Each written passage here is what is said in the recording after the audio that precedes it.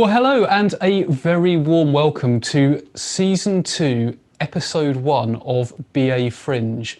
Can you believe we've got a whole series already in the bank? We're Series 2 already. If you've not come across BA Fringe before, BA Fringe is a live stream show that celebrates ideas around the edges of business analysis, whether that's perhaps techniques that we've forgotten about that we should bring back to the core of what we do, or maybe it's new ideas from intersecting disciplines that we should find more about. I'm very pleased to say that this episode is sponsored by Assist KD. Massive thanks to the folks at Assist KD for sponsoring the show. They'll actually be running a competition a little bit later in the show, so be sure to stay tuned for that. I'm really excited about the competition because I've got a sample of one of the prizes and it is fantastic. Now, you may be tuning in on Zoom. If you are, be sure to use the chat facility to network with the other people who are tuning in. So if you're on Zoom, put a little chat message in there saying who you are and where you're from, and you can have a little chat as we sort of go along in the show. Now, if you didn't register in time, if you didn't get a place in the Zoom room, you might be watching on YouTube live. You'll still see exactly the same show, but you won't have the networking. So be sure to register early next time so that you don't miss out. So we have a whole range of eclectic but equally important topics for you today. We're going to be talking about service design and what it means for business analysis and business analysts. We're going to be talking about how you can progress from a BA role to a senior BA role. We're going to be talking about digital literacy, lifelong learning and what they mean for BAs, and we're going to be talking about the IIBA UK mentoring scheme. So be sure to stay tuned for all of those things. Now, as you know, if you've ever seen an episode of this before, this is genuinely live, so anything could happen. We like to think that's part of the show's charm, because those of you who have been with us since the very beginning know that things do go wrong occasionally, and we just sort of get on with it. So, look out for the occasional blunder along the way. It's always part of the fun. Now, because the show is live, you can have a shout out read out live on air. So if you're celebrating something, if you'd like to say thank you to a colleague, or maybe you hear something on the show and you just want to say thanks to the person who raised it, or maybe you just got a thought about business analysis generally, you can get your shout out to us here in the studio by navigating to bafringe.live. That is bafringe.live. There's just a very brief form to fill in there with basically who you are and what you want us to read out. And providing there aren't too many of them, we'll read out as many as we possibly can in the show. We do occasionally get some really, really interesting, like weirdly interesting, bizarre, curveball things through the shout out. And we always enjoy those. So do feel free to put the curveball ones through as well. And also, as a reminder, the hashtag is BA Fringe. So be social, share your ideas. I always love looking at social media after an episode of BA Fringe has broadcast, and I particularly love it when you've taken pictures. Sometimes you take pictures of yourselves watching the show. That's always really, really great as well. So do tweet out or put on LinkedIn what you're particularly enjoying. But we will move straight on to our first segment. Have you ever wondered what service design is? Or have you ever perhaps considered that we get involved with service design as business analysts? Well, our next guest really needs no introduction. I'm sure many, if not all of you, will have read a book that she has authored or co-authored. You will have heard her in a keynote or regular presentation, or you may well have attended a course run by the company for which she's a managing director of. I'm really pleased that we have Deborah Paul, who is Managing Director of Assist KD. Now, Debbie's written many books, including the book by BCS called Business Analysis, The Human Touch. She's also a co-author of the BA Techniques book and, of course, Delivering Business Analysis, the BA Service Handbook, amongst many, many other things. So, Debbie, thank you so much for taking time to be here today. That's fine, Adrian. It's really nice to be here. Fantastic. So, Debbie, a phrase we're hearing more and more in the BA community these days is service design. For anyone who hasn't heard that phrase before, how would you define it? It's a bit like business analysis, isn't it? It's one of those phrases that you think, how do we define this now? But service design starts and ends with the customer. So it's a very, very customer-centric view. And it's a customer-centric view of the organization that looks at what is it the organization offers its customers. That's, if you like, the service angle. And how is that offered? That's the design angle. Both of which ensure that a value proposition is offered that meets customer needs and achieves the customer experience that customers really want. So it sort of ties everything together. It's an approach that brings together the internal and the external, and I think that's really important. Yeah, that's interesting, isn't it, Debbie? Because quite often sort of design ends up being quite internally focused. And it's sort of almost what the organization thinks the world ought to look like rather than what the world actually looks like. And that leads me to my next question, which is some people might be listening and thinking that sounds a bit like sort of end-to-end process design. But I would certainly, in my mind, service design and process analysis are quite different things. Would you agree? And if so, how would you describe the differences? I think they link. I think there is a link between service design and process design, but they are different.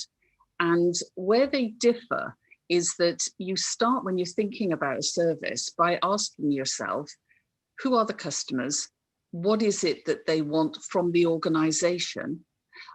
What do we mean by service? What exactly is the utility or the beneficial outcome? And then you start thinking about the different ways of actually achieving delivery of that. The problem with process as a view, and don't get me wrong, I love a good process model. I think we all do. we have to agree on that, Adrian. Yep. It can be something that is much more about how we do it, but also I have come across organizations where the process view tends to be, how can we develop our processes so that they are efficient and effective for us as an organization? And while we need that viewpoint, if you like, if you're actually looking at service, you're looking outside, you're looking at the customer and you're saying, what is it they need? So it operates on a slightly different level. The design angle is concerned with how we deliver it, but it's not just about meeting the organization's needs. And I think that's where it differs. It's really interesting, Debbie, because an example, funnily enough, I was writing a blog about a very similar topic today, ironically. But one of the examples I often think of is about like procurement departments, where it's very efficient for procurement departments to get all of their suppliers to submit invoices through a centralized procurement portal, which is, which means that it goes straight in. They have to, the suppliers have to rekey lots of information. But if you're a supplier that's supplying something occasionally to that customer, it's an absolute nightmare. So what they've really done is just moved the cost from inside the organization to outside the organization. And you know what? I think most suppliers just pass that cost back to them because they have to. Exactly. And I think that's exactly it. I think process improvement and lean process design and all that sort of thing is important, although it doesn't necessarily mean that you've got quite a holistic view there. So you'd have to take that into consideration. And we always talk about stakeholders, don't we, in business analysis? Stakeholders is one of those words that I don't really like, okay? And the reason I don't like it is because it allows us to think that we can pigeonhole people. Yeah. And you can't.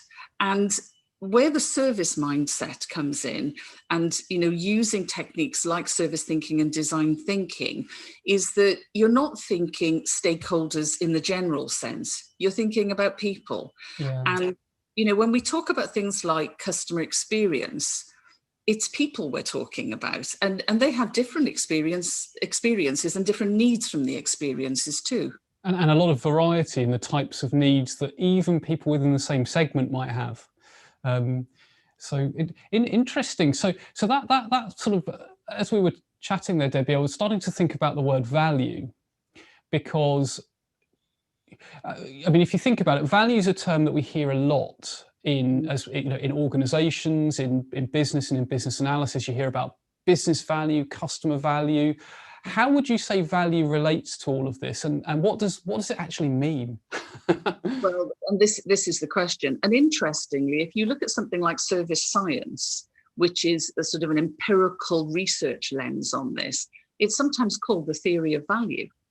And what is being considered in that is exactly that question. What do we mean by value? Because boy, oh boy, don't we trot it out all the time at the moment? Yep. And I think it's really excellent that the service view is questioning this use of delivering value, adding value, because actually, if you're a customer, you know what means value to you. And so the organization can propose value. We talk about value propositions, absolutely spot on. But actually, in terms of the customer realizing value, there's a whole different area going on there. And within the service design world, the phrase and actually the key concept is something called value co-creation. So what you're then thinking about is collaboration, understanding, well, what are the customer experience needs? What are the service needs here? If we as an organization have defined a value proposition, does it actually meet what people want? The only way we're going to find out is if we work with customers in order to identify what their expectations are and what the value experience they want to be. Then we've also got to collaborate in terms of saying, well, okay, if this is what's wanted, we need to develop something, working with our customers and co-creating so that we can actually make sure what's delivered has a chance. And it's still only a chance, because actually there's a third stage then, which is co-creating to realize value. You know, so often when we talk about delivery of value, it stops at delivery. And if there's no realization, there's no beneficial outcome, there's no value. And really in business analysis and beyond business analysis, we need to start appreciating this, because otherwise we're just using words and you're buzzword bingo, aren't you, really? Yeah. Well, I mean, there's a lot of that anyway, isn't there? So yes. As you were speaking there, Debbie, I was almost thinking it's like there's a hypothesis of value based on our research about what we think customers want, and then we collaborate with them to sort of validate and I suppose prototype.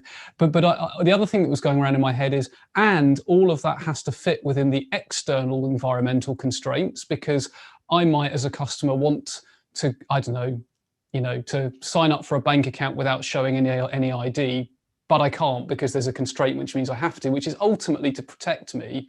So, I mean, would you agree with that idea? If it's like a hypothesis of value that's constantly tested, and the co-creation comes when that's when the sort of rubber meets the road type of thing.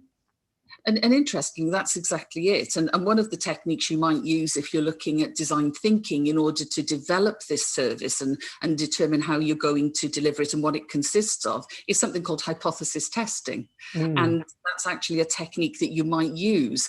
But part of the mindset is also focused on experimentation and trying things out.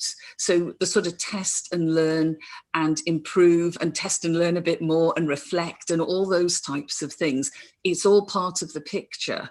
And you can sort of see where business analysis fits in that, can't you? Because you know, first of all, we've got this massive toolkit. We love a good scenario. We do. We like a prototype. And so you can see, and also we love talking to and engaging with stakeholders in the real true sense of engaging with people. So it pulls a lot of that together, but it does question some of the accepted received wisdoms around things like value that cause us to then probe a little bit more and hopefully get it a bit more correct in terms of customer.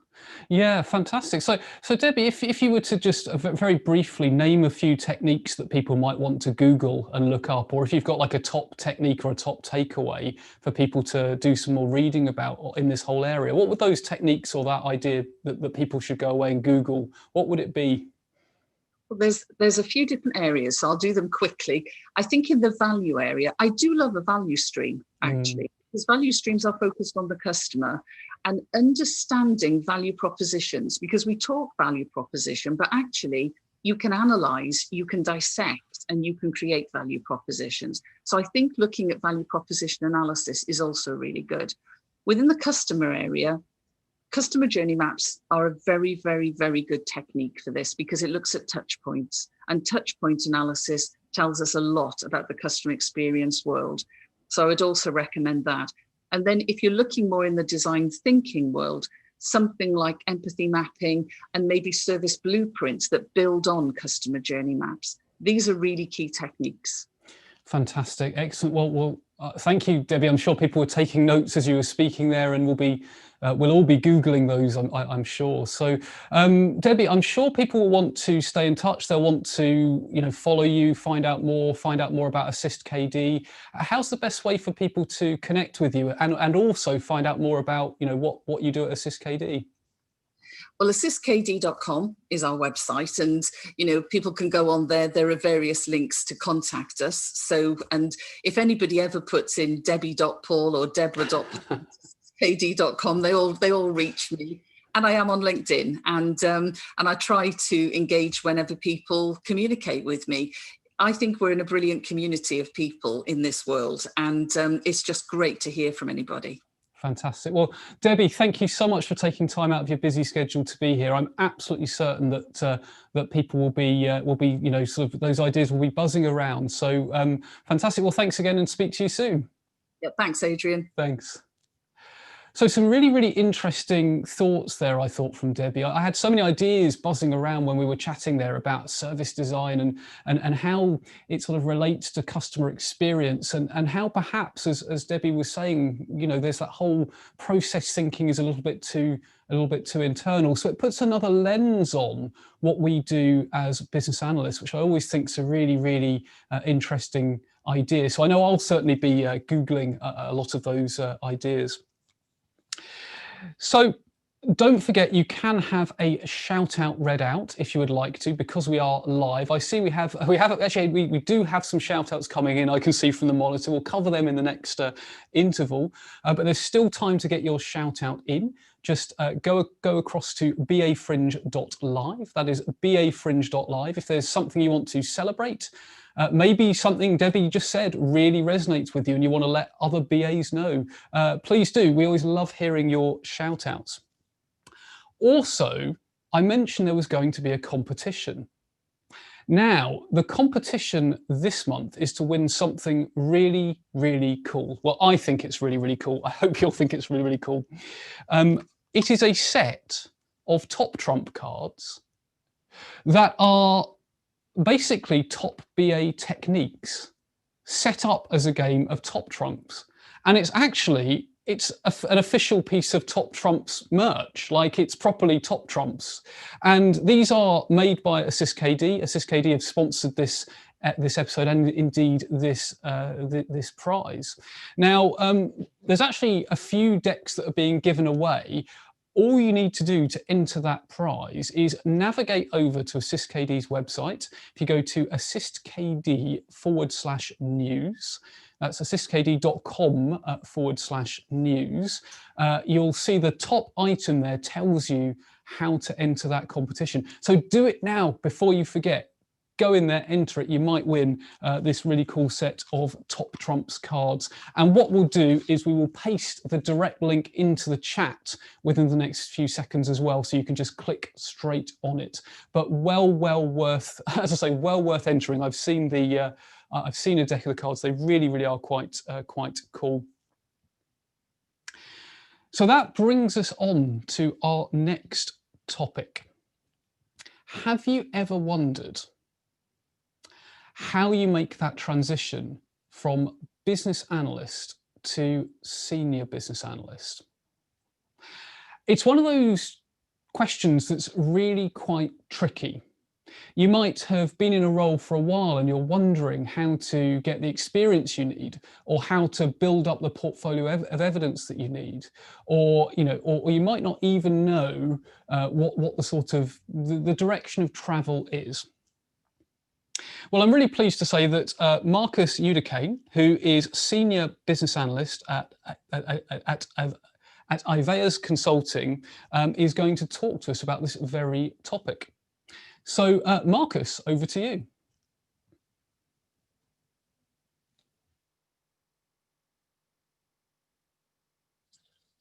Hi, I'm Marcus Udicane, and today I'm going to discuss how to navigate from a BA to a senior BA role.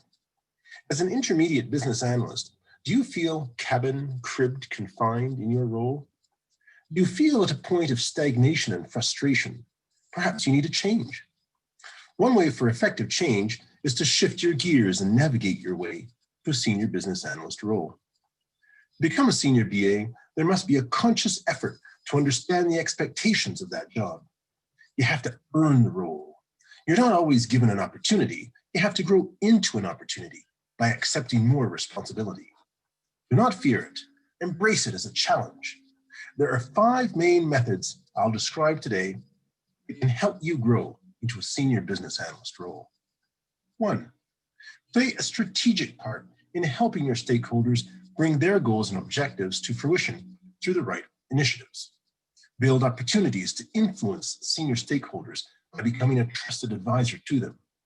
Be that purposeful partner to executives. Have that holistic overview of the business so you can ask pertinent questions to ensure the business goal is met. What are the steps stakeholders need to solve business challenges?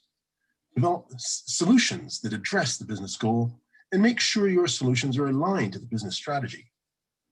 2, develop concrete analysis skills to be able to provide a clear range of forecasts or estimates for business solutions. Provide scenarios using analysis tools like a Monte Carlo diagram. Be able to explain risks with forecasts and adjust those forecasts based on new data. Learn to easily diagnose business problems. Can you identify risks within the business requirements? Communicate an effective mitigation or contingency plan to the project team and follow up on those risks throughout the project. Offer more than one solution for a business problem with a recommendation and rationale for each of those solutions. Offer a strategic analysis on how to move the organization to a future state. 3, work on larger complex projects.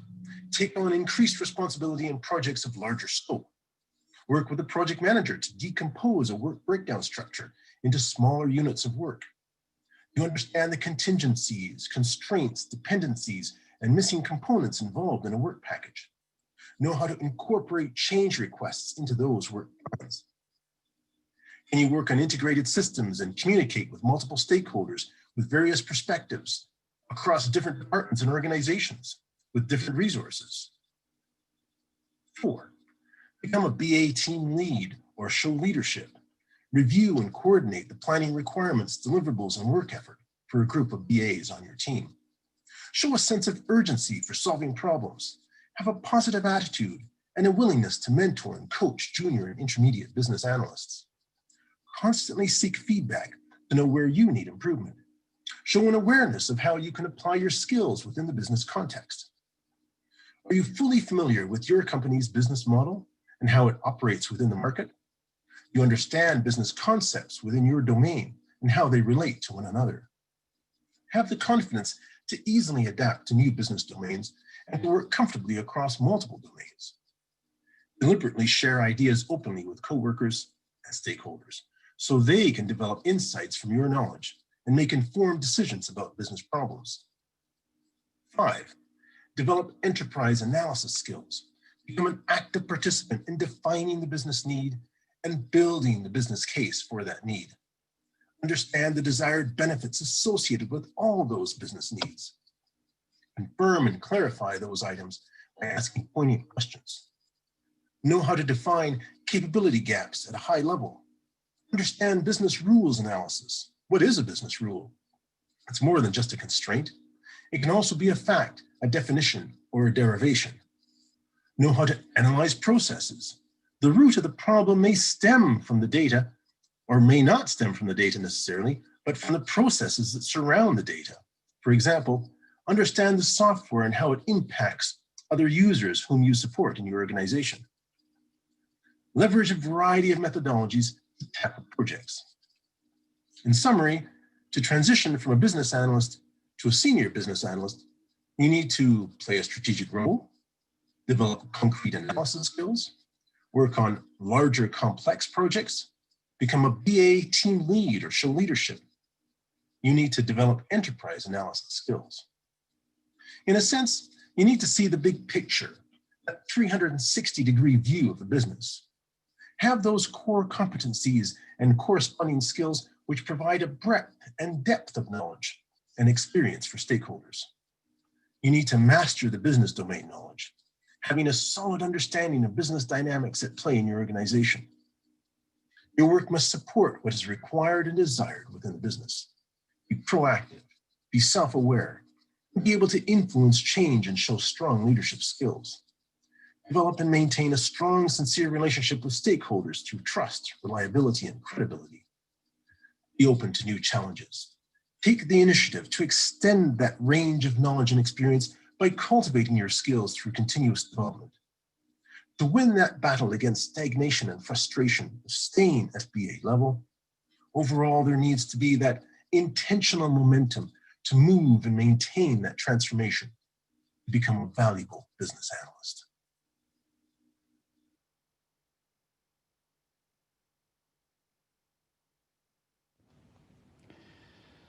Fantastic. Well, some really interesting points there, I thought, from Marcus. I mean, there's really so much to take away from that. It's so much content in such a relatively short amount of time. Some of the things I took from it when I saw it was about seeing the big picture, that breadth and depth of knowledge. That really, really resonated with me, particularly the sort of idea of, you need that sort of breadth across the across the discipline. I love that idea of being proactive. We shouldn't necessarily wait for permission. We should just go out and do it and get the experience, and self-aware, and the fact that we can influence change, whatever our in inverted commas pay grade is. And of course that idea of relationship building and continuous development is so important. And actually continuous development links to the topic we'll be discussing in just a few moments' time. But before we get there, we have had a couple of shout outs come in. So do remember, if you'd like a shout out read out, you just need to navigate to bafringe.live, bafringe.live. Now I did say we get the occasional curveball one in, and that seems to have set the creativity wild in at least one person's mind, which always entertains us here in the studio.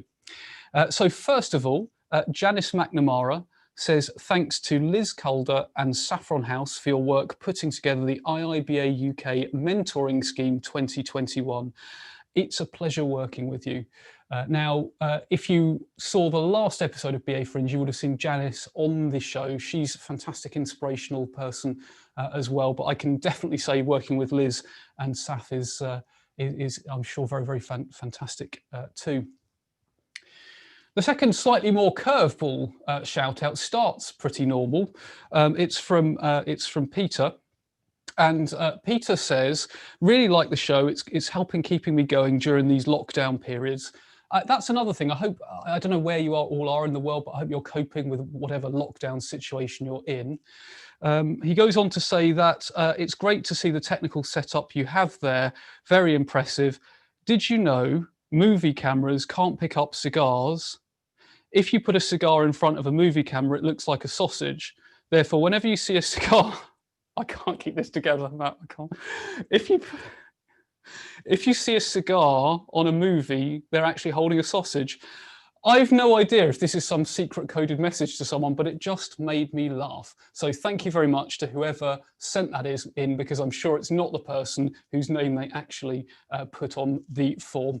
But yeah, so we will even read out the crazy ones as well in this. So now you know it really, really is live. Now, if you would like to enter the competition that we mentioned in the last interval, just a reminder, you can win a really cool set of top trumps, courtesy of Assist. We'll just flash that URL up again. It's assistkd.com/news. So we'll move swiftly on to our next section. Now, in Marcus's section, Marcus mentioned the importance of continuous development, which we could sort of morph into lifelong learning. And I'm really pleased to say that we're joined by Tony Lawrence, who's a freelance business analyst and product owner. And we're going to be discussing two topics that we probably don't think about that often as BAs, and we probably should think about them a little bit more. We're going to talk about digital literacy and lifelong learning. So Tony, thanks very much for taking time out to be here today. Very welcome. Good evening. Good evening. So Tony, the idea of digital literacy may well be new to some people tuning in. Are you able to describe what it means and perhaps give us a bit of an insight into why it's a topic that you're particularly enthusiastic about? I mean, I couldn't have described it in any meaningful sense until quite recently when I was seeking out a definition. And one that I found, which I think it probably sums up my understanding of it, quite a broad definition. Digital literacy means having the skills you need to live, learn and work in a society where communication and access to information is increasingly through digital platforms. That's quite a mouthful, but I think it sums up that it's not just about how you use technology in the workplace, it's about how you live your day-to-day life, communication with friends and family. And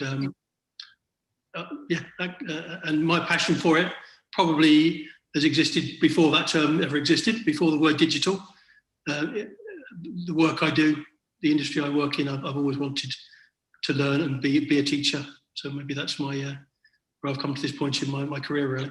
And Tony, as you were speaking there, I was thinking about a term we hear in the news quite a lot. We hear like the digital divide.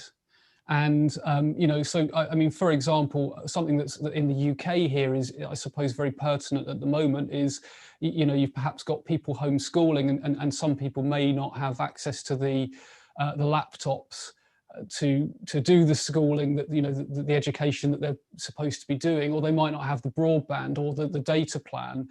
Does digital literacy link into that idea that actually, you know, people might not be able to, there might be a subset of the population that can't do things because they don't know how to, that others take for granted?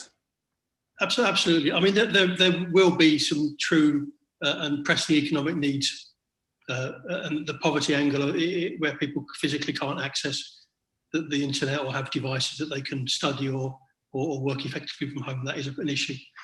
In terms of what they do once they have a shiny broadband connection and they have a browser or machine, yeah, the access then to the materials you need that are reliable and trustworthy and are at that right level, that's part of digital literacy and digital inclusion.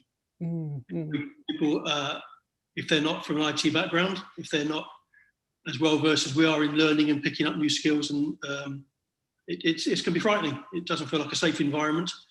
Digital skills is about building that level of both practical knowledge and skills, but also confidence.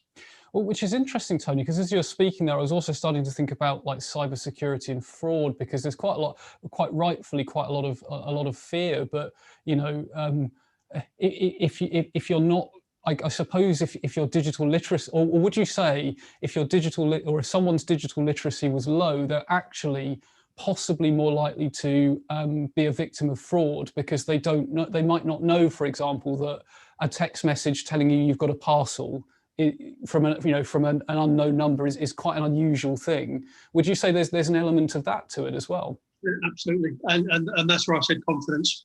You need to have some awareness of what doesn't look right in terms of spam or some other phishing attack or some other attack. But that's not to say that we want to. It's not a project fear. We want to stop people accessing these services. We want to make sure that we give them enough knowledge to function. I work with a number of charities involving older citizens, and the key thing is they don't understand what the cloud is. They don't understand about password security and viruses. Yeah. I mean, it's interesting, isn't it? 'Cause I remember, well, I went to have some professional photographs taken back when you could go places and see people, and I remember the photographer was a very talented photographer, but was, you know, struggling to get, not so great with the computer, and he was telling me that like when he first heard about the cloud, he thought like there were like data centers in the air or something, which isn't as crazy as it sounds if you don't live in that world, is it? If you're not in the tech world.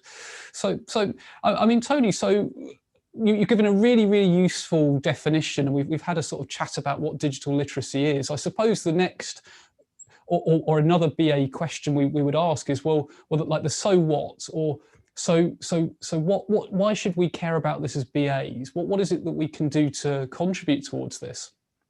I mean, I don't need to repeat to you, or I mean, you've been in the industry as long as I have. We are lifelong learners, and the nature of our work is about learning new things, both in the problem domain and the solution domain, technologies, practices, approaches. But what we do get involved in is junior colleagues or stakeholders or the wider community of users and customers who may not have that same level of knowledge or perspective. So part of our mindset, and I'm not just talking about UX, I'm talking about a more general, the language we use, the expectation of the skill level of the consumers of our services, the buyers of the products that we're providing. We're duty bound, I think, to think about them as a broader spectrum of society, not just pigeonhole them to a digital native who may know what we're talking about. We need to target the systems and the solutions to possibly the lower level of understanding to make things as easy as possible. That's a responsibility of a good BA, I believe. Yeah, and it's interesting, isn't it? Because I think perhaps there was a time when the view might be, oh, well, that's just like, you just write one non-functional or a couple of non-functional requirements about, ease of use or whatever, and you're done. Which is, I mean, and that's quite a sort of outdated view, because this is, or if I'm understanding you correctly, Tony, this is about really building in inclusivity. And the dimension we're talking about here is digital literacy, but building in that inclusivity by default. So almost, we don't get to a situation where someone can't use it because we've thought about them. We've had a persona or whatever techniques that we're using. So would you say that's true, that actually what we ought to be doing is building this into the fabric of what we do as BAs so that we don't inadvertently exclude an entire section of society? Yeah, I mean, normally economic sort of necessity is you can't deal with every single edge case. But really we should be looking at different ends of a spectrum. We shouldn't just target us. I mean, I've been through various sort of generations of IT change, and the word a few years ago was all about mobile first or omni-channel. An age group, and that may not be your grandparents, it may be your parents, maybe aren't that comfortable with a smart device or even a tablet. So the assumption that our target user community knows how to use those devices is maybe a false assumption. So I'm not saying that we need to dumb everything down so it's too simplistic, because we need to bring everybody up to a higher level. It's about training and awareness, as I said earlier. Definitely think about be empathetic with your users. Yeah, that sort of user empathy. And again, I'm starting to sort of think see a possible connection with customer experience and sort of diversity and inclusion. And I'm wondering, as we're speaking here, Tony, whether, because you mentioned language, and I must admit, I do find it very confusing sometimes when you're logging onto a website for an industry and the entire website's written in the industry language, and you have to remember, yes, this is a such and such website, so that word means something completely different to how anyone would ever actually use it in the real world unless you're in that industry. And what I'm wondering is, would you say is it a situation where actually if we make it better for folks who are less comfortable using tech, it actually becomes easier for everyone? Is there a sort of win? We might be focusing on the 20%, but actually we make it easier for the 80% by doing that. I think so. And there's something also slightly more subtle here. I think we work in an industry that is constantly changing, and we're part of that drive for constant change and innovation. And the jargon comes with that. It's a very close cousin. And there's no reason to invent new terms and to obfuscate or to confuse our user. So yeah, if a basic term works, that's understandable, use that. As I say, omnichannel is one example where it doesn't mean anything to a user. They can either use a facility on their phone or their tablet or their laptop, or they can't. They don't really care about responsiveness. Yeah, absolutely. And this is internal domain knowledge and jargon that shouldn't leak out into the public. Absolutely. And it's kind of interesting. I mean, a slight tangent there, but I just as a customer, I found it very frustrating when you can sign up on one channel, but you have to shift channel to make another, to make an inquiry, and you sort of think, well, hang on a minute, you were happy to answer my call when I was a prospect. Why do I have to use live chat now? I'm a customer, type of thing. So maybe there's something about consistency of channel as well. If someone's chosen a channel, ensuring that they can live their customer life cycle on that channel if they choose to. Yeah, more choice is good. Simpler language. I mean, we know about UX. You have to give pathways to people. You have to allow systems to be intuitive. These aren't new terms, but it lends itself to expect a certain level of digital literacy that maybe isn't there. Yeah. So Tony, another topic that you've mentioned is lifelong learning, and I suppose digital literacy itself really underpins the importance of lifelong learning. I mean, if I just think about how technology's changed in my life, in your life, in all of our lives, we've seen several real I know it's a buzzword, but paradigm shifts. And I talk to people now about how the first job I had, inter-office memos went in the post, right? And that just seems archaic now. But I mean, what's lifelong learning about? What's your perspective on lifelong learning? How do we engage with it? How do we get the most out of it? Yeah, it's actually slightly scarier than you're pointing. I mean, we have a generation now in the UK of children who have gone through most of their life with a computing curriculum.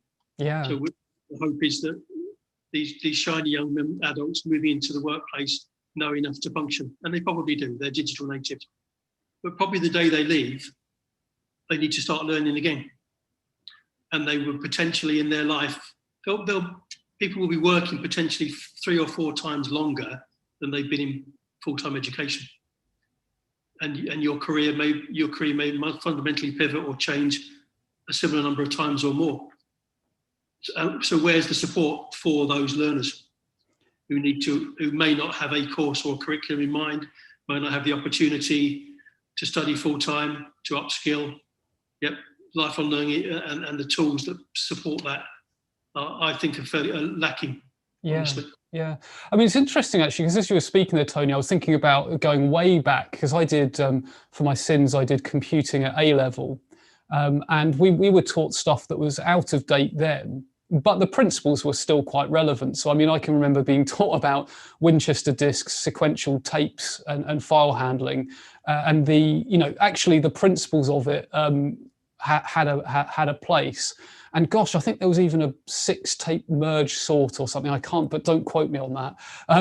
But I would hope that people leaving education now are having more up-to-date stuff. I suppose the question is, how can we, as say BAs, stay up to date with all of the technological and other changes that are happening? I mean, what would you suggest? How do we do that? How do we avoid that situation where you inadvertently get out of sync? Well, I mean, with my life, it's quite difficult, and it involves conscious decision at every point to think about your professional development. Think about what you need to learn. Google, to some extent, holds us back, because the assumption is that Google cares about your CPD, but it doesn't. It provides a sorted list of content that doesn't necessarily relate to your learning needs. So I think the key message is to understand what you need to learn and to seek out the right sources of that information that you can trust. Yeah. And I mean, certification, obviously, as a professional, that's something, a route we can take. But I think a lot of the micro learning, a lot of the The more sort of situational learning is probably a bit more subtle than that. Yes, situational learning, so mentor-mentee type relationships, and I don't know. Sometimes I found, Tony, I don't, tell me if you've differed, but I found that sometimes just finding someone who's got experience, and like most people, if you send them a LinkedIn message or an email and say, look, I'm really struggling with X, could I just have 20 minutes of your time and you point me in the right direction? Most people will say yes. So, I mean, would you sort of advocate that as well, sort of networking and reaching out to people who have the knowledge to give you those signposts? Well, I mean, people who have knowledge, in my experience, like to share it because it gives you a warm feeling. It's the giving is a much more in terms of your brain chemistry. Giving is better than receiving. Yeah, we know that intuitively. Yeah, and I think you're right. I'm working on a project where I'm trying to instill that level of support on a portal. So if you haven't got that expert that you can call on, that you can get it as a proxy. Fantastic. But as I said earlier, I don't think that's available easily in the wider internet. Fantastic. Well, Tony, we must wrap up there. Time is against us, as it always is, but really, really fascinating conversation. I'm absolutely certain, Tony, that people want to stay in touch. They'll want to follow you. They'll want to know more about what you do. How's the best way for people to reach out and follow you, Tony? I imagine most people are following you via LinkedIn, so I have a profile there. I'm also working on, as I said, a new initiative called IT Elementary School, which is, as I say, a portal that I want to use to encourage digital literacy. So find me on there. I'm working on hashtags and some other social media messaging, so they should be coming out in the next days and weeks. Fantastic, fantastic. Well, Tony, what we'll certainly do is we'll include a link to your LinkedIn profile in the wrap-up email that goes out after this as well to people who have registered. So, Tony, thank you so much for a really interesting conversation, and hope to speak again soon. You're very welcome. Yes, thank you, Adrian. Okay, cheers. Bye then, bye-bye. Fantastic. So I thought some really interesting tidbits there from Tony, and I don't know what your thoughts were, but I was starting to draw all sorts of connections between some of the things that perhaps Debbie was saying about, you know, having a service, but having to know our customer, and our customer or the user or whatever we want to call them may not have the level of digital literacy that you, I, or other people have. And the idea of lifelong learning, I mean, hey, I suppose we're all tuned in here. This is a sign that we are lifelong learners, and maybe we could, you know, spread our expertise out or help each other or build a community or whatever. So we have a few more shout outs. We have a lot of shout outs coming in now. We'll read those out in the next break. Your final chance to get a shout out, and if you would like to, of course, it is bafringe.live. That is bafringe.live. If you would like a shout out read out live on air, it can be anything you like. You know, something you're taking away, something you're celebrating, or whatever. But we must move on to our next segment. Have you ever wondered about mentoring or being a mentee? Fits quite nicely with what we've just been talking about with Tony.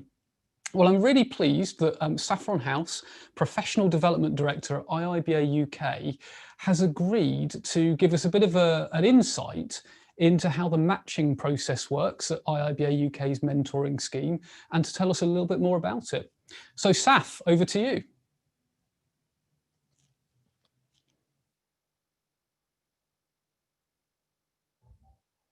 Hi, I'm Saffron House. I'm the Professional Development Director for IIBA UK, and I'm going to talk to you today about mentoring. IIBA UK have been running a mentoring scheme for 5 years now, and it's been incredibly successful. If you are a BA at the beginning of your career, or if you're a BA who maybe has had a little bit of time off and done something different for a few years, or even if you have been a BA for several years and just feel like you could do with meeting someone from a different industry and perhaps getting a bit of support outside of your line management and a current organisation, then I would encourage you to think about applying for the scheme. It's a scheme that runs for 9 months. It opens in February, And it's all done remotely, and it's very easy to participate in the scheme. All you need to do is apply, and we will then do our best to match you. And once the scheme begins, you will get invited to a kick-off session and run over Zoom, where myself, Liz, the director of IOBA UK, and our trusted advisor, Janice McNamara, will all be on the call to go through the process and to help you understand what the role of mentor and mentee entails. And if you've been a mentor before, you may well know, but we also have a specific way of considering the relationship that we'll talk through with you. And what's special about our scheme is that it's entirely based on the competencies within the BABOK. That's the IOBA's business analysis body of knowledge, the big orange book that some of you will know about. So it's not just a general mentoring scheme. It was created for us in collaboration with Janice and IOBA Global, but created for IOBA UK some years ago now. So it's well proven to be an effective framework to help you as a BA to develop yourself. If you are a mentee, then you'll probably be thinking, yeah, I can see what benefits I would get. I'd get someone to give me advice and to help me to achieve some specific objectives. And if you're maybe thinking about being a mentor, you might be thinking, well, why would I do that? Well, I was a mentor 4 years ago now, and I found it really valuable and really rewarding. And actually, I learned a lot because the person that I was matched with was in a different industry. It really refreshed my thinking about how to be a BA. And I'd also become a team leader. And I was fairly new to being a team leader. So it helped me to exercise and grow my ability in coaching and supporting someone at the beginning of their career. So the scheme is really very, very valuable, whether you're a mentor or a mentee. And you may be interested in understanding how we match people. So when you apply, the matching is done by myself. All of the applications I will take a look at, and I will look at the information that you've provided. And when you apply, you'll be asked to state what your objectives are. We'll need to know which industry you're in so that we can help to make sure that we create a bit of cross-fertilisation and put people who are perhaps in financial services together with a person who's in a completely different industry. That can be very insightful. We'll also, if you've said that you particularly want to achieve something, maybe understanding more about data analysis or understanding more about agile or cyber or something along those lines, we'll do our best to match you with a mentor who has some expertise in those skills. So we do match people intelligently, and we believe that we can create some very good and successful relationships. And the statistics show that. Last year, I think we had over 70 applications, and it was our biggest scheme so far. If you're thinking about being a mentor or mentee, you will need to be able to commit to the process, and you're going to need to put in 2-3 hours each month if you're a mentor, because you need to make yourself available for probably at least an hour to the mentee, and then do a bit of reading and commit yourself to really understanding what the mentee is trying to achieve. And if you're the mentee, then you'll need to put probably more than that in, because the relationship, it really you only get out what you put in. And so not only do you need to be available to spend time with the mentor each month, but you also need to go off and do those things that maybe they suggest or that you agree between you are going to be beneficial to really make sure that you are moving forward. And the job is yours to actually develop yourself. The mentor can help, but really it's the mentee who needs to take grasp of the relationship and go from there. Well, I think I've ticked off all the things I wanted to say. Do please have a look at iobauk.org to see more information about the mentoring scheme, and hope to see you soon. Thank you.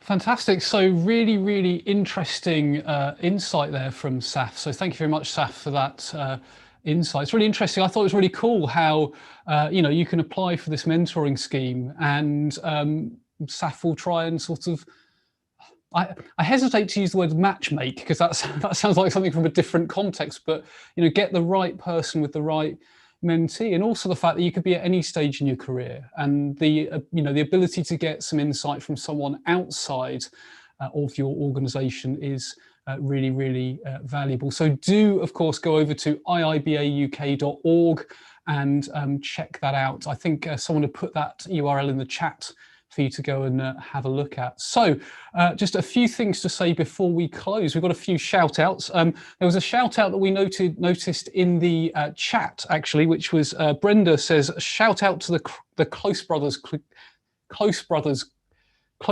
crew, easy for you to say. I'll do that again. Brenda says, a shout out to the Close Brothers crew. I almost got it right there. So anyway, massive shout out to the Close Brothers crew. We also have someone sent us in a picture. And we've very quickly got this onto the piece of equipment. So anyway, we'll see whether this next shout out works or not. So Ian says, congratulations on season 2, Adrian. Thank you very much, Ian. Tonight I have company for the show, C-Pick. Ginny also thinks the prize is cool. Fantastic. We've managed to get the picture up on the screen. Phew, fingers crossed. So thank you, Ian, and thank you, Ginny. I think cats seem to like lockdown, don't they? They seem to be appearing on Zoom calls. And I think a good rule is if anyone's cat appears, they have to be introduced. Natalie says, shout out to the Cambridge UISBA team, a freaking awesome bunch of people. That's Natalie's words, not mine. Keeping me sane through the lockdown. Well, either that or joining me in the madness. Well, I think we're all both in the lockdown and the madness, Natalie, but massive shout out there as well. So just finally, before we close, do remember, check out that competition for the top trumps at assistkd/news. You won't want to miss out on that competition.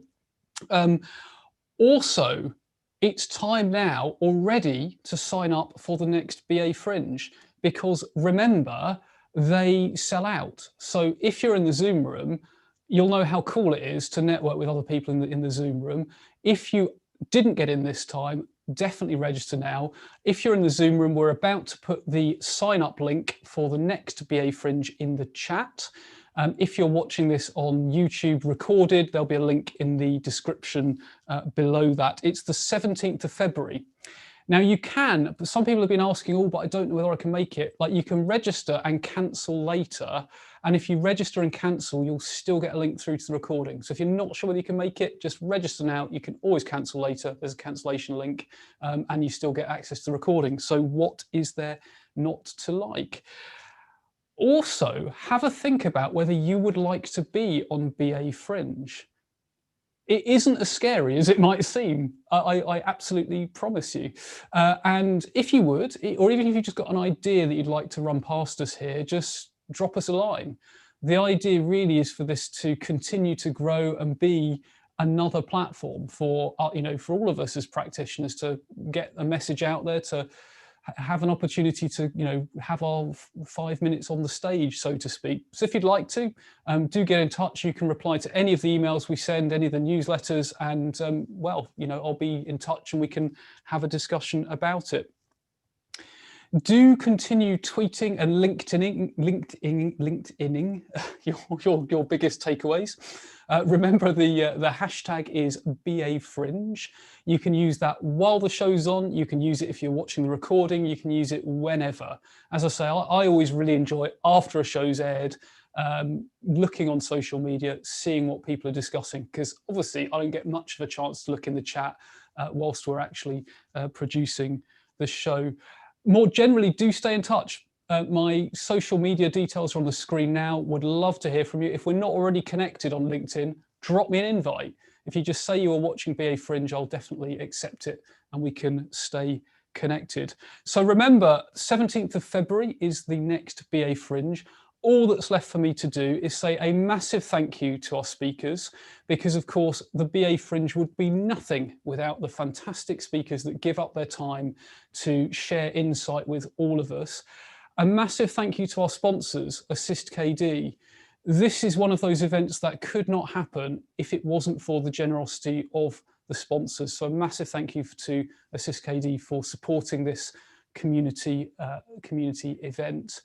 A massive thank you, of course, to you for tuning in, and a massive thank you to everyone who's had a part in making this happen. BA Fringe is, I cannot tell you the amount of things that have to happen in the right order for this to actually go out and work. And as always, I would say a particular thank you to my long-suffering producer Matt, who puts up with me making last-minute changes, and even when we get a picture of a cat, he's able to make that come up on screen during the show, which is just awesome. So to everyone tuned in, massive thank you. Remember, 17th of February, stay safe and see you again soon.